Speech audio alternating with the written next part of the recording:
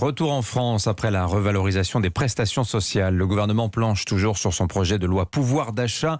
Il pourrait augmenter la prime transport. Et les automobilistes s'affolent de voir les prix à la pompe s'envoler. Plus de 2 € le litre en moyenne. 2,13 € le gasoil par exemple. Noah Moussa, l'exécutif s'apprête donc à faire un geste pour ceux qui n'ont pas d'autre choix que de prendre leur voiture. Oui, cette prime qui était jusqu'à présent accordée aux seuls salariés éloignés des transports en commun pourrait être élargie à tous les conducteurs de véhicules motorisés sans exception, que ce soit des voitures, camions, motos, et il n'y aurait plus de restrictions géographiques, y compris en région parisienne. Par ailleurs, son montant jusqu'ici plafonné à 200 € par an pourrait doubler.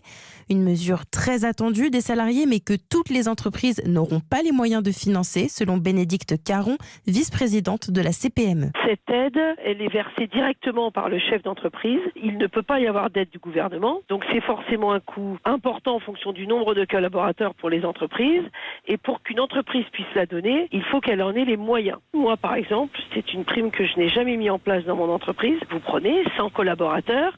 Moi, je suis dans une zone rurale, donc pratiquement tout le monde vient en voiture. Même si je me limite à 400 €, c'est 40 000 € de coût pour l'entreprise. Un dispositif temporaire qui serait valable uniquement cette année et l'an prochain, mais qui pourra être cumulé avec la prise en charge par l'employeur des abonnements au transport en commun. Noah Moussa du service économie d'Europe.